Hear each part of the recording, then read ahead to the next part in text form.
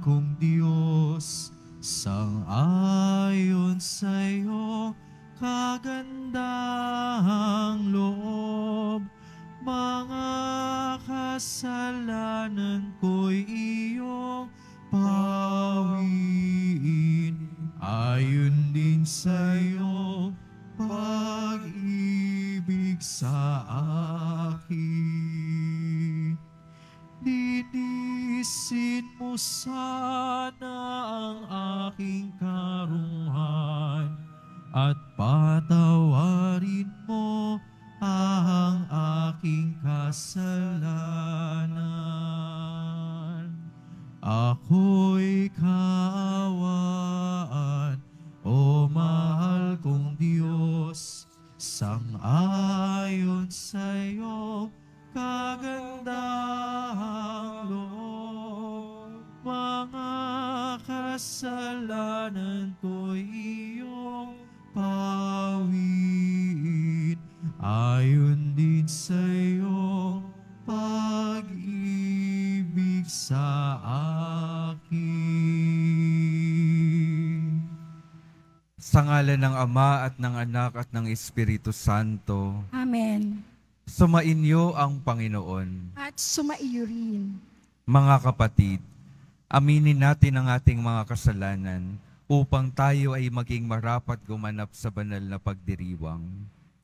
Inaamin ko Sa makapangyarihang Diyos at sa inyo mga kapatid, na lubha akong nagkasala sa isip, sa salita at sa gawa, at sa aking pagkukulang. Kaya isinasamo ko sa mahal na Birhen Maria, sa lahat ng mga anghel at mga banal, at sa inyo mga kapatid, na ako'y ipanalangin sa Panginoon ating Diyos. kaawaan tayo ng makapangyarihang Diyos. Patawarin tayo sa ating mga kasalanan at patnubayan tayo sa buhay na walang hanggan. Amen. Panginoon, kaawaan mo kami. Panginoon, kaawaan mo kami. Kristo, kaawaan mo kami. Kristo, kaawaan mo kami. Panginoon, kaawaan mo kami. Panginoon, kaawaan mo kami. Manalangin tayo.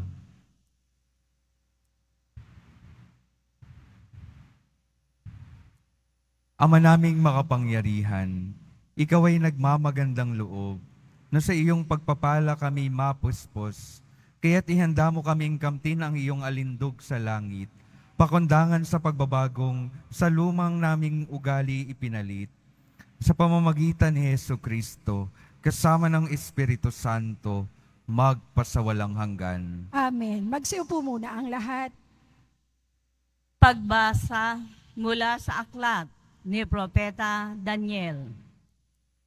Noong mga araw na iyon, ang mga tao ay nagkaisang parusahan ng kamatayan si Susana. Dahil dito, malakas at umiiyak na sinabi ni Susana, Diyos na walang hanggan, nalalaman mo po ang lahat ng lihim at nakikita ang lahat ng bagay bago pa mangyari. Alam mo pong walang katotohanan ang ibinibintang nila sa akin. Hindi ko ginagawa kailanman ang ipinaratang nila sa akin. Bakit ako kailangang mamatay? Dininig ng Diyos ang kanyang dalangin. Nang si Susana ay dinadala na sa pagpapatayan sa kanya, isang binatang nagngangalang Daniel ang malakas na tumutol. Ayokong mapabilang sa magbububo ng dugo ng babaeng ito, sabi niya. Tinanong siya ng mga tao, ano ang ibig mong sabihin, binata? Lumapit sa unahan ang binata at nagpatuloy ng pagsasalita.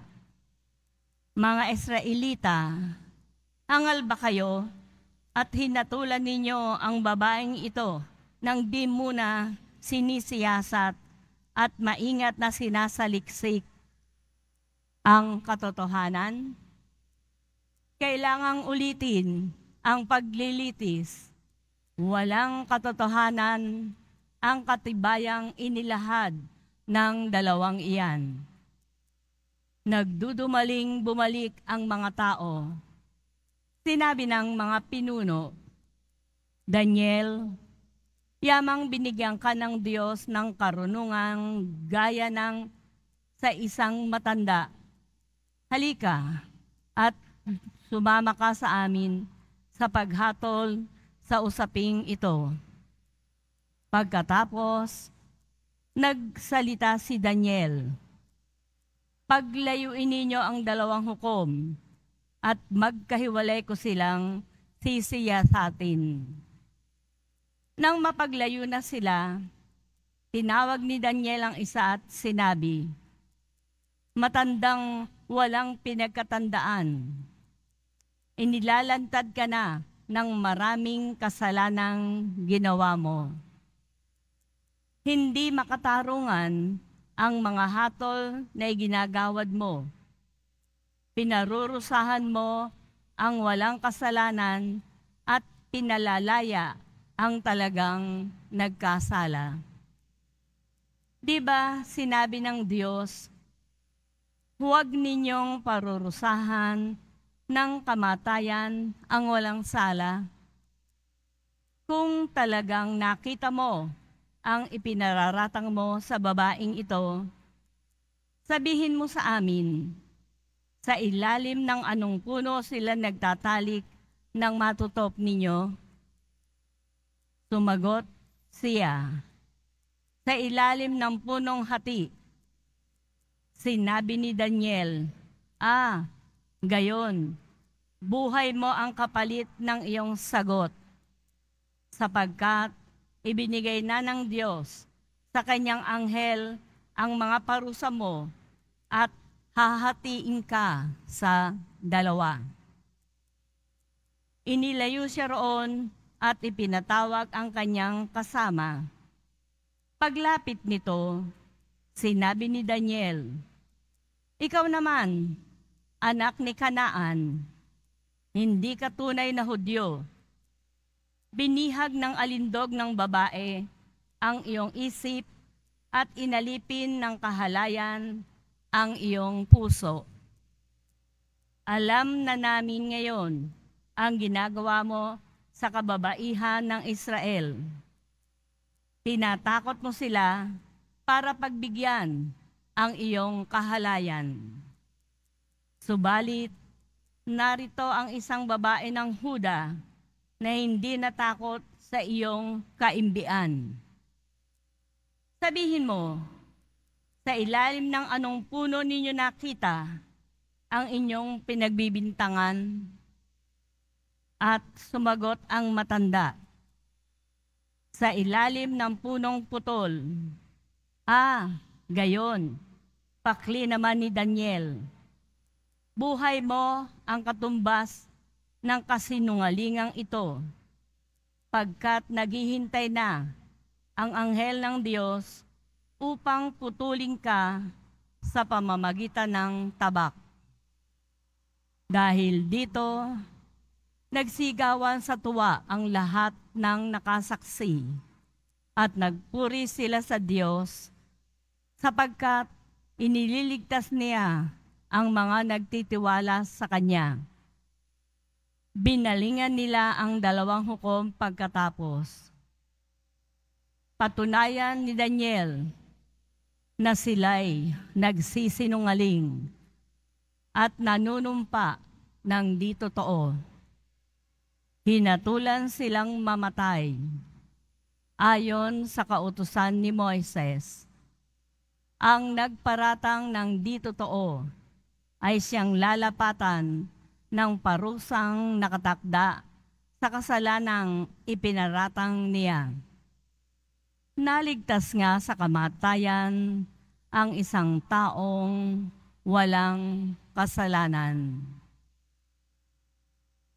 Ang salita ng Diyos. Salamat sa Diyos. Kahit sa daang madilim, Panginoon ko'y kapiling. Kahit sa daang madilim, Panginoon ko'y kapiling. Panginooy aking pastol, hindi ako magkukulang. Ako'y pinahihimlay sa mainam na pastulan at inaakay niya ako sa tahimik na batisan. Binibigyan niya ako niyong bagong kalakasan. Kahit sa daang madilim, Panginoon ko'y kapiling. At sangayon sa pangako na kaniyang binitiwan, sa matuwid na landasin ay doon ako inaakay. Kahit na ang daang iyon ay tumatahak sa karimlan, hindi ako makatatakot pagkat ikaw ay kaagapay. Ang tungkod mo at pamalo, ang gabay ko at sanggalang. Kahit sa daang madilim, Panginoon ko'y kapiling. Sa harapan ng lingkod mo, ikaw ay may handang dulang. Ito'y iyong ginagawang nakikita ng kaaway. Nalulugod ka sa akin na ulo ko ay langisan, at pati na ang kalis ko ay iyong pinaaapaw. Kahit sa daang madilim, Panginoon ko'y kapiling. Tunay na ang pag-ibig mo at ang iyong kabutihan sa akin at tataglayin habang ako'y nabubuhay. Doon ako sa templo mo, lalagi at mananahan. Kahit sa daang madilim, Panginoon ko'y kapiling. Magsitayo po ang lahat.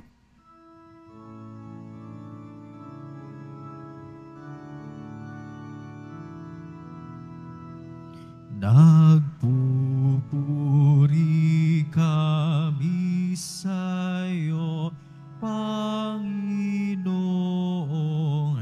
Jesucristo. Nagpupuri kami sa'yo, Panginoong Jesucristo. Sinabi ng poong mahal, di ko nais na mamatay ang mga makasalanan. Nagbabagong kalooban upang sila ay mabuhay. Nagpupuri kami sa'yo, Panginoong Jesucristo.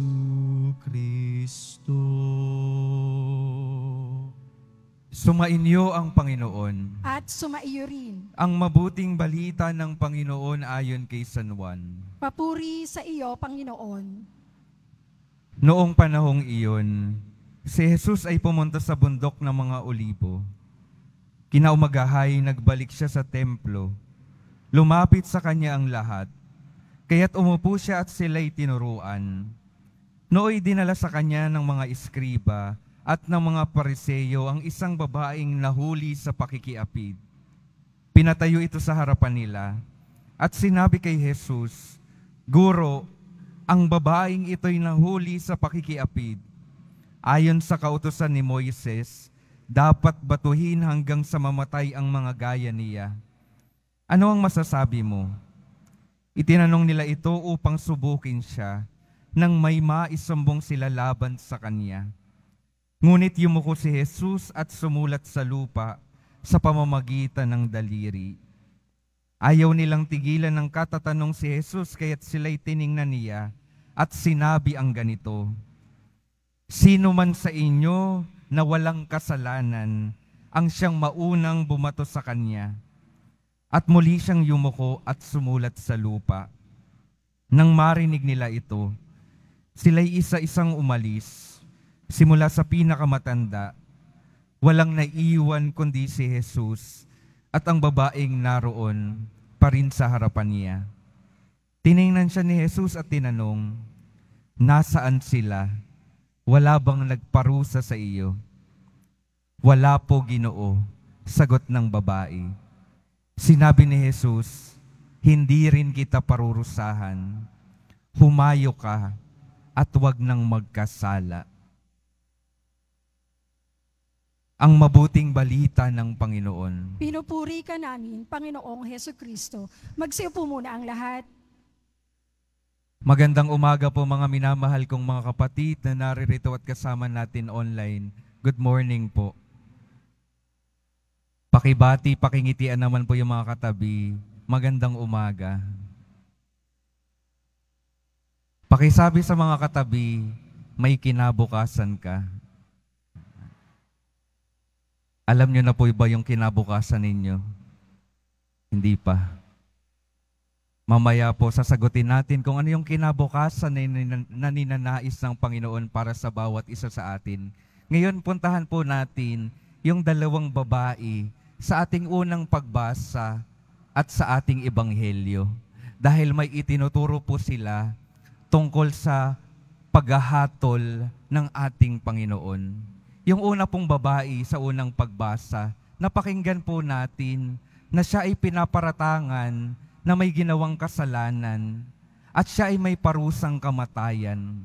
Pero sa katotohanan, alam po natin sa kwentong narinig natin, yung nagpaparatang sa kanya, yung tunay na may kasalanan, at ginagamit nila yung babae para siya na yung tumanggap ng parusang dapat sa kanila. Pinagbibintangan nila yung babaeng sila naman talaga yung pinagmumula ng kasalanan. Walang kasalanan yung babae, pero pinagbibintangan nila kaya't siya'y mapaparusahan ng kamatayan. Ano pong sinasabi sa atin ng tagpong iyon? Mahalaga po na bago natin hatulan yung isang tao, na dumaan muna sa isang proseso. Hindi pwedeng husgahan agad natin ayon sa napakinggan natin sa ibang mga tao. Dahil baka yung ibang mga taong nagpaparatang sa kanya, ay sila naman talaga yung may kasalanan. Ang una pong sinasabi sa atin, mahalaga na tayo ay naninigurado, dumadaan sa proseso para malaman yung katotohanan upang hindi maparusahan yung mga walang kasalanan. Yan po yung isa sa mga pagkukulang sa panahon natin ngayon.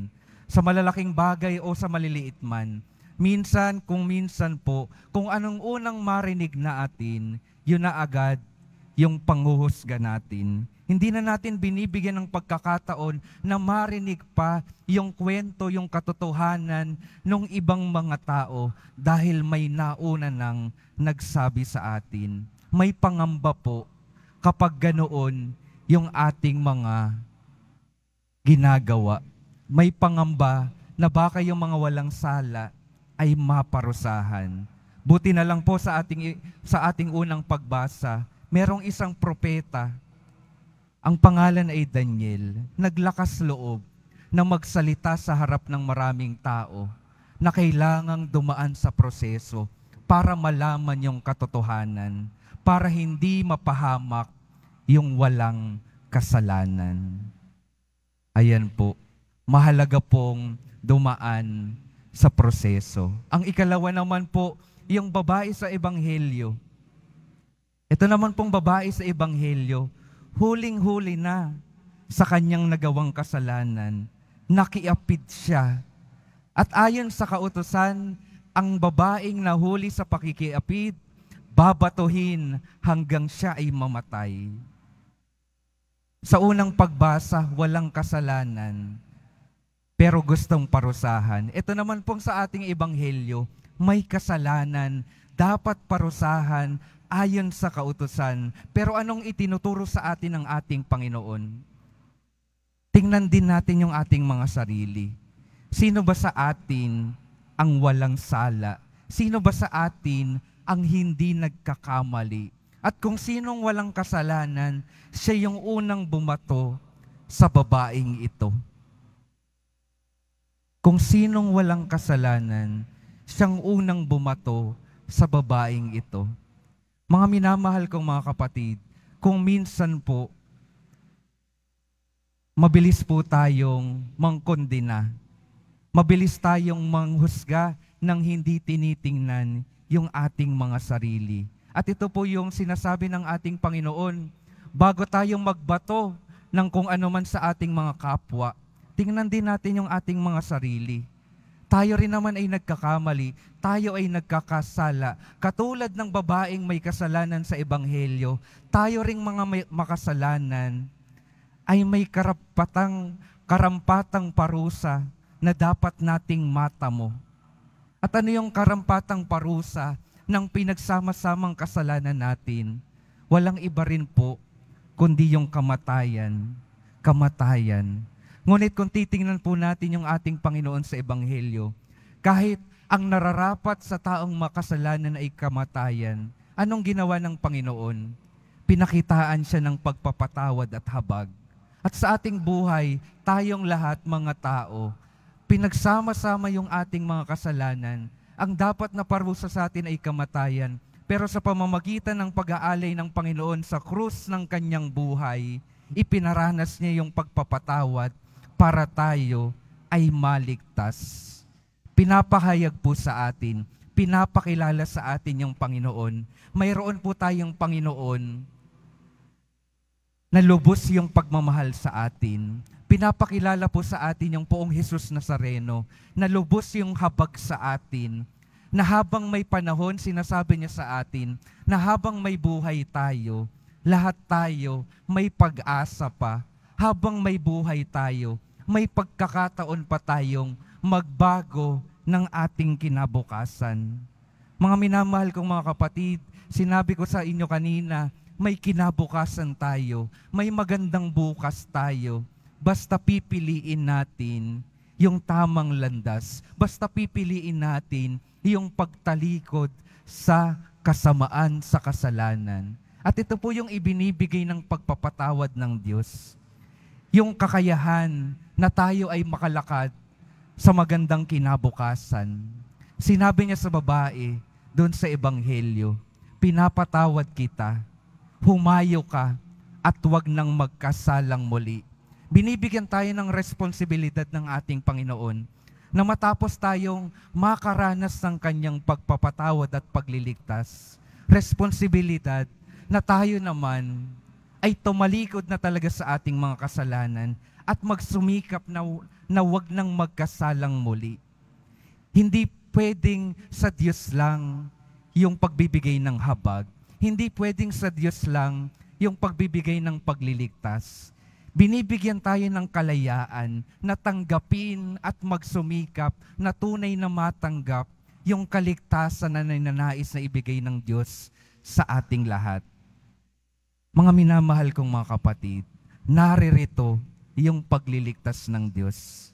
Nawa matanggap natin ito ng buo sa pamamagitan ng paglakad sa magandang kinabukasan.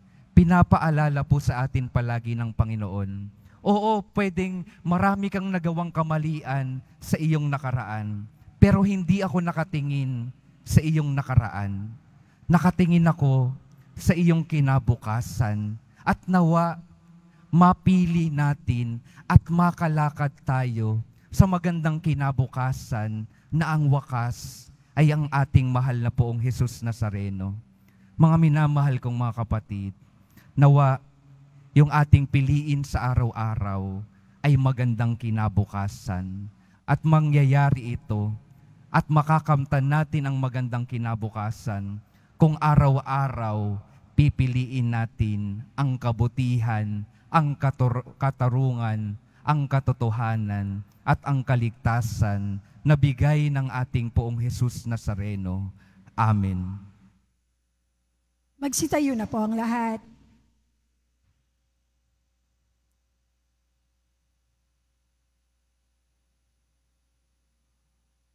Minamahal kong mga kapatid, naalala natin ang pagkahabag ni Jesus sa babaeng nakikiapid.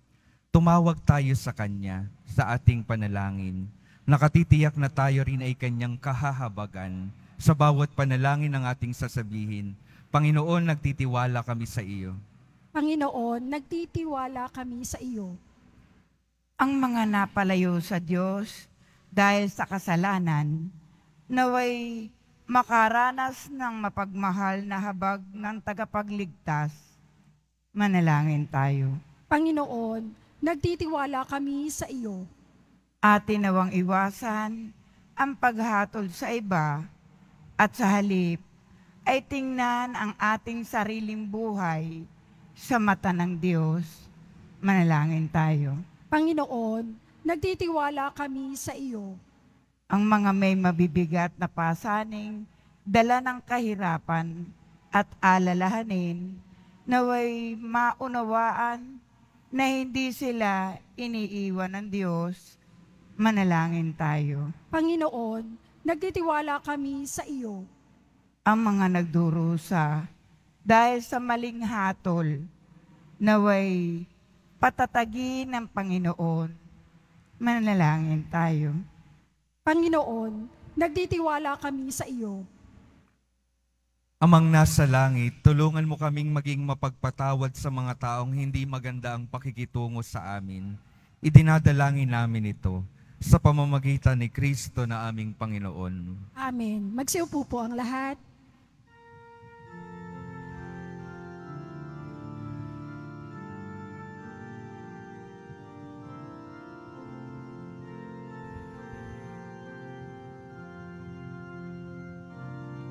Sa iyo, Ama, aming handog ang tinapay at alak na ito, handog ng iyong bayang sumasamo, humingi ng patawad mo. Sa pagsunod sa utos mo, nalulugod akong labis, di masukat ang galak ko, pagkat aking iniibig. Sa iyo, Ama, aming handog ang tinapay at alak na ito, handog ng iyong bayang sumasamo, humingi ng patawad mo. Magsitayo na po ang lahat.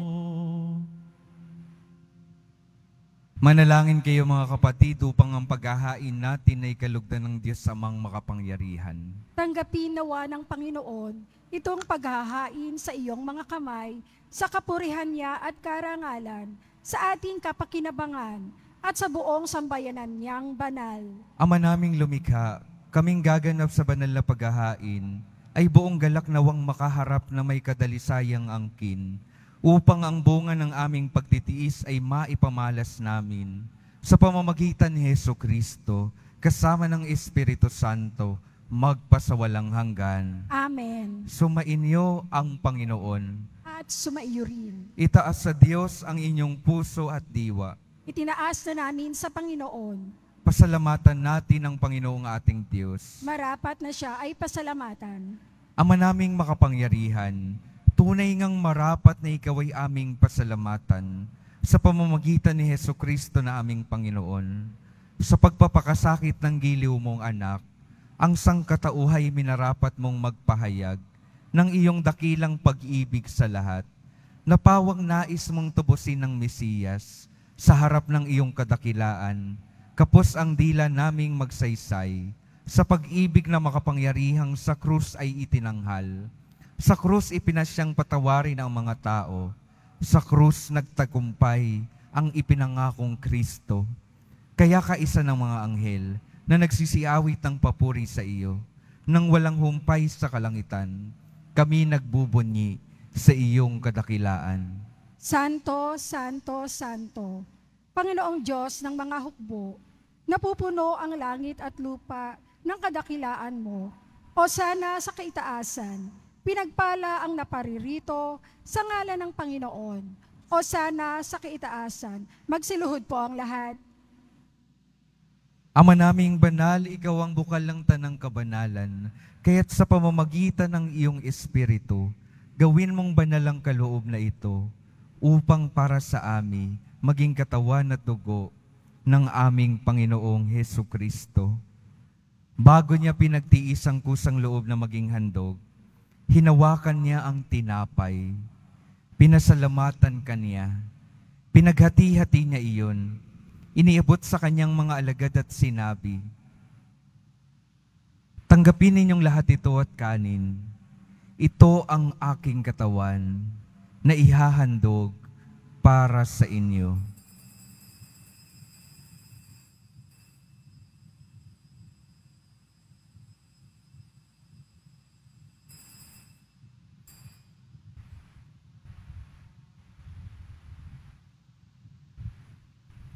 Gayon din naman nang matapos ang hapunan, hinawakan niya ang kalis, muli kanyang pinasalamatan, iniabot niya ang kalis sa kanyang mga alagad at sinabi, "Tanggapin ninyong lahat ito at inumin. Ito ang kalis ng aking dugo, ng bago at walang hanggang tipan, ang aking dugo na ibubuhos para sa inyo at para sa lahat, sa ikapagpapatawad ng mga kasalanan. Gawin ninyo ito sa pag-alala sa akin."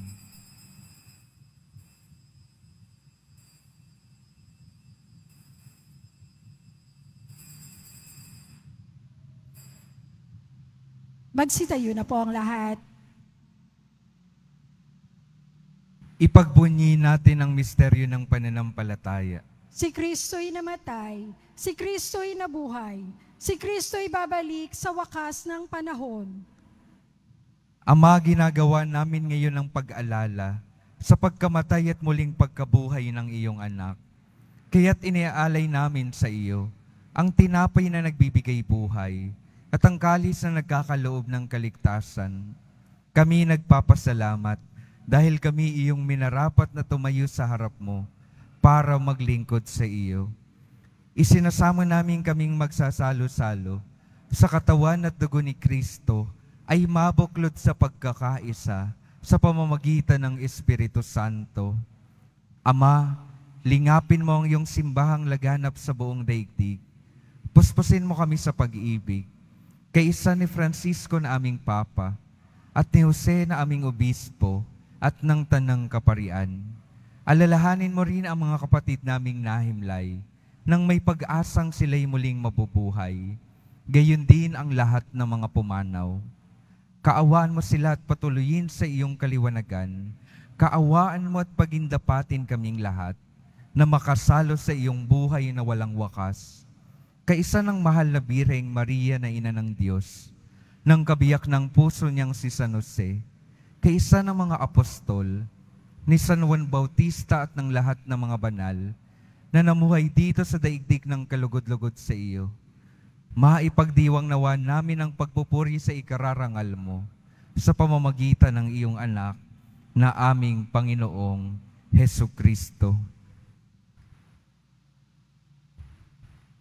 Sa pamamagitan ni Kristo, kasama niya at sa Kanya, ang lahat ng parangal at papuri ay sa iyo, Diyos Amang makapangyarihan, kasama ng Espiritu Santo, magpasawalang hanggan. Amen.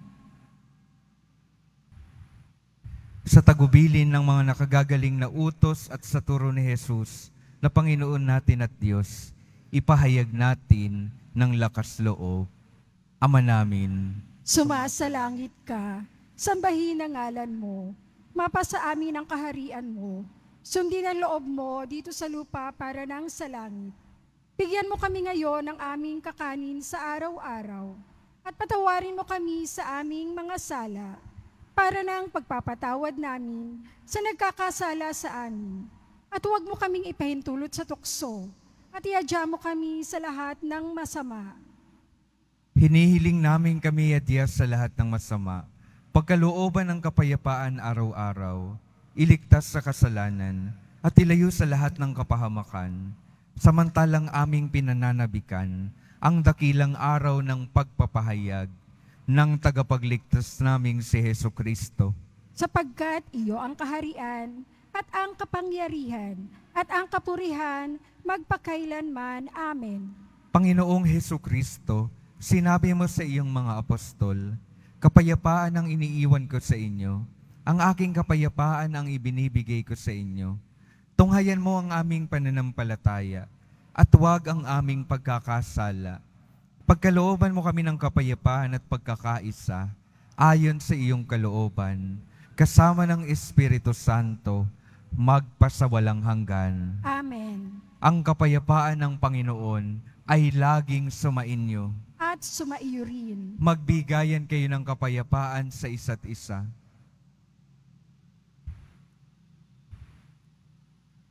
Kordero ng Diyos na nag-aalis ng mga kasalanan ng sanlibutan, maawa ka sa amin. Kordero ng Diyos na nag-aalis ng mga kasalanan ng sanlibutan, maawa ka sa amin. Kordero ng Diyos na nag-aalis ng mga kasalanan ng sanlibutan, ipagkaloob mo sa amin ang kapayapaan. Magsiluhod po ang lahat.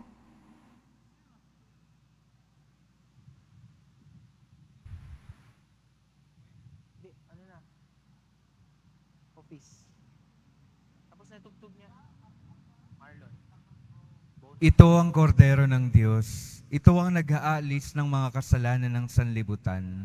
Mapalad ang mga inaniyahan sa kanyang piking. Panginoon, hindi ako karapat-dapat na magpatuloy sa iyo, ngunit sa isang salita mo lamang ay gagaling na ako.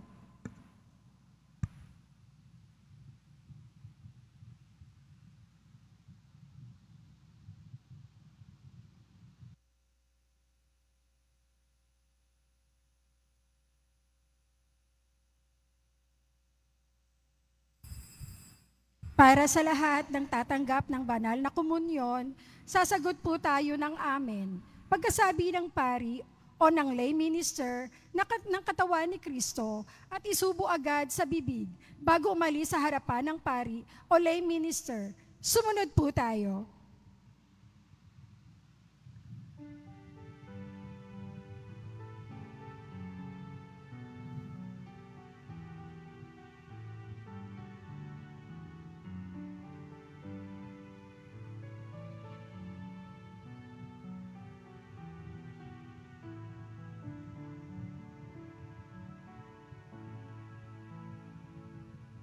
Panginoon, narito kang gumagabay sa akin. Pag-ibig mo, wagas ang kakamtin. Walang makakapantay sa awa mong taglay. O Panginoon, buhay ko'y iaalay.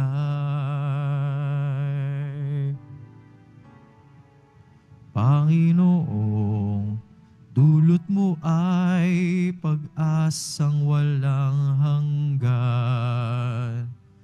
Puso mo ay sa mundo nakalaan. Kapangyarihan mo'y tunay, aking isasalaysay. O Panginoon, dakila kang tunay.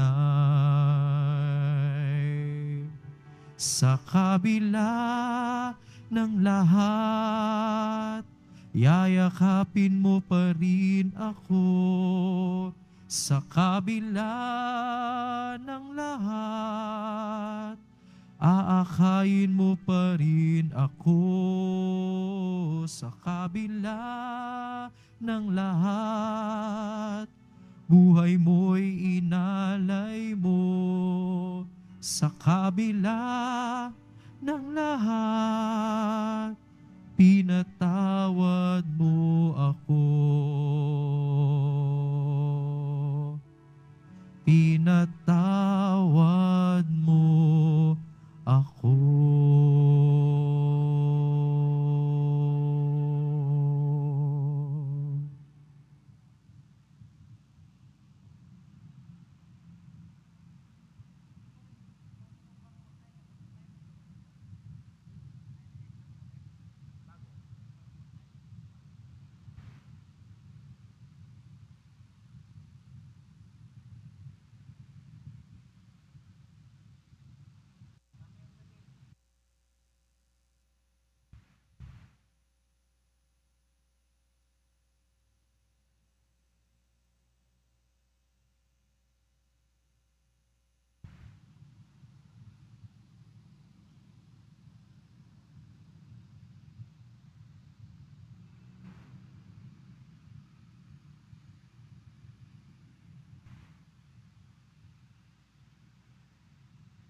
Announcement, inihahandog po ng simbahan ng Quiapo ang ating opisyal na imahe ni Jesus Nazareno. Ang large size ay nagkakahalaga ng 2,500 pesos. Ang medium size ay 1,000 pesos. At ang small size ay 600 pesos. Ang mga ito po ay mabibili lamang sa ating Parish Finance Office. Ang mga oras po ng ating Finance Office tuwing Lunes hanggang Huwebes at Sabado ay alas 8 ng umaga hanggang alas 4:45 ng hapon. Tuwing Biyernes at Linggo ay alas 7 ng umaga hanggang alas 7:45 ng gabi. Ang malilikom po ng pondo ay gagawin sa pagsasaayos ng ating Adoration Chapel at Baptistry. Pagkatapos ng misa, wiwisikan po ang lahat ng banal na tubig. Pinakikiusapan ng lahat na manatili lamang muna sa inyong mga lugar. Tanging sa Quezon Boulevard o sa Plaza San Juan lamang ang labasan ng lahat. Sumunod po tayo. Maraming salamat po sa inyong pagdalaw at pagsisimba sa Basilica Minor at Pambansang Dambana ni Jesus Nazareno. Magsitayo po ang lahat. Manalangin tayo. Ama naming mapagmahal, kaming pinapakinabang mo sa piging ng iyong pagpapala, ay pamalagiin nawa nitong walang hilig na masama. At sa gayoy maliksi naming masundan ang yapak ng halimbawa ni Hesukristo, ang aming tagapamagitan, kasama ng Espiritu Santo, magpasawalang hanggan. Amen. Mga minamahal kong mga kapatid, ang patuloy pong paalala sa atin ng ating Panginoon, na yung ating Panginoon, ano man yung ating nakaraan, ano man yung ating mga pagkakamali, kapag tinitingnan niya tayo, tumitingin siya ng may habag at pagpapatawad. At yung kanyang pagtingin, nakatingin sa magandang kinabukasan na nais niyang malakaran natin. Magkaroon nawa tayo ng katapatan na makapaglakad sa nais ng Diyos na magandang buhay para sa atin. At mga kapatid, makakatiyak po tayo na ang ganti ng ating Panginoon sa lahat ng ating pagkakamali ay hindi parusa, kundi pagpapatawad at pagmamahal dahil ninanais niya ang kaligtasan sa bawat isa sa atin. Sumainyo ang Panginoon. At sumaiyo rin. Mahal na poong Jesus Nazareno, inihayag mo sa pamamagitan ng krus ang walang maliw na pag-ibig ng Diyos sa sangkatauhan. Pakinggan mo ang kahilingan ng iyong angkan na nagsusumamo sa iyo. Makamtan nawa nila ang iyong katugunan at tanggapin ang kasagutan na may utang na loob na tinatanaw. Basbasan din po ninyo ang mga daladala nilang mga imahen at dasalan. Sa pamamagitan ng bendisyon na ito, naway maalala nila ang mga pangako nila noon sa binyag, na ikaw ay kanilang iibigin at paglilingkuran bilang Panginoon magpasawalang hanggan. Amen. At pagpalain kayo ng makapangyarihang Diyos, Ama, Anak at Espiritu Santo. Amen. Humayo kayong mapayapa, taglay ang pag-ibig ng poong Jesus Nazareno. Salamat sa Diyos.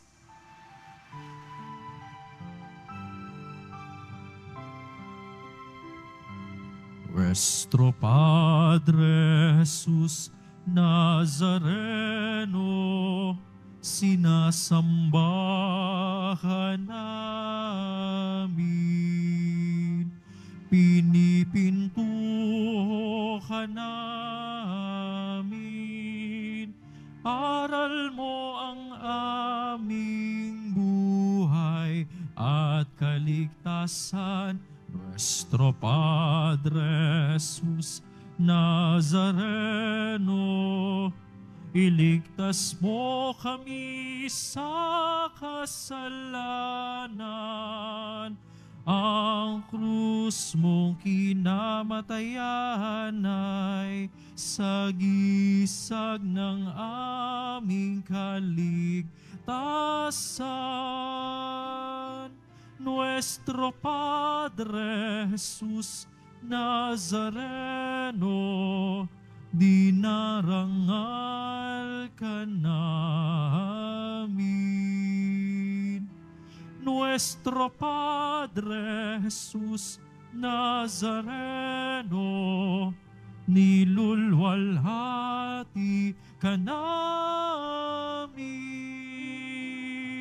Nuestro Padre Jesus Nazareno, dinarangal ka namin. Nuestro Padre Jesus Nazareno, nilulwalhati ka namin.